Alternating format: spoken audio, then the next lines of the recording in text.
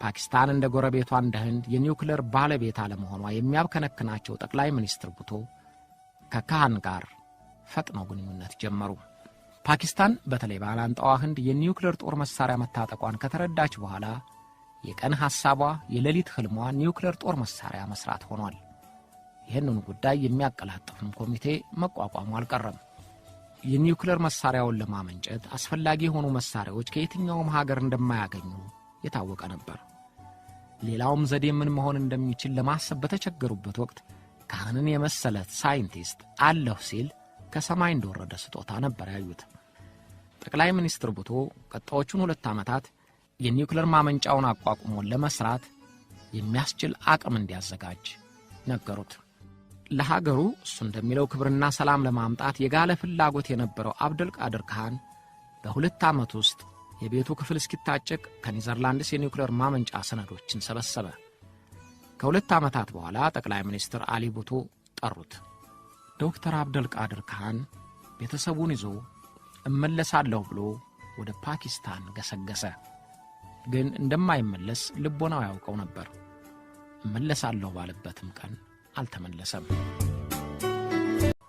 ፓኪስታን እንደ ጎረቤቷ እንደ ህንድ የኒውክሌር ባለቤት አለመሆኗ የሚያብከነክናቸው ጠቅላይ ሚኒስትር ቡቶ ከካህን ጋር ፈጥነው ግንኙነት ጀመሩ። ፓኪስታን በተለይ ባላንጣዋ ህንድ የኒውክሌር ጦር መሳሪያ መታጠቋን ከተረዳች በኋላ የቀን ሐሳቧ የሌሊት ህልሟ ኒውክሌር ጦር መሳሪያ መስራት ሆኗል። ይህንን ጉዳይ የሚያቀላጥፍም ኮሚቴ መቋቋሙ አልቀረም። የኒውክሌር መሳሪያውን ለማመንጨት አስፈላጊ የሆኑ መሳሪያዎች ከየትኛውም ሀገር እንደማያገኙ የታወቀ ነበር። ሌላውም ዘዴ ምን መሆን እንደሚችል ለማሰብ በተቸገሩበት ወቅት ካህንን የመሰለ ሳይንቲስት አለሁ ሲል ከሰማይ እንደወረደ ስጦታ ነበር ያዩት። ጠቅላይ ሚኒስትር ቡቶ ቀጣዮቹን 2 ዓመታት የኒውክሌር ማመንጫውን አቋቁሞ ለመስራት የሚያስችል አቅም እንዲያዘጋጅ ነገሩት። ለሀገሩ እሱ እንደሚለው ክብርና ሰላም ለማምጣት የጋለ ፍላጎት የነበረው አብዱልቃድር ካህን በ2 ዓመት ውስጥ የቤቱ ክፍል እስኪታጨቅ ከኔዘርላንድስ የኒውክሌር ማመንጫ ሰነዶችን ሰበሰበ። ከ2 ዓመታት በኋላ ጠቅላይ ሚኒስትር አሊ ቡቶ ጠሩት።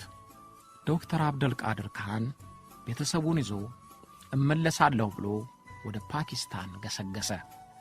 ግን እንደማይመለስ ልቦናው ያውቀው ነበር። እመለሳለሁ ባለበትም ቀን አልተመለሰም።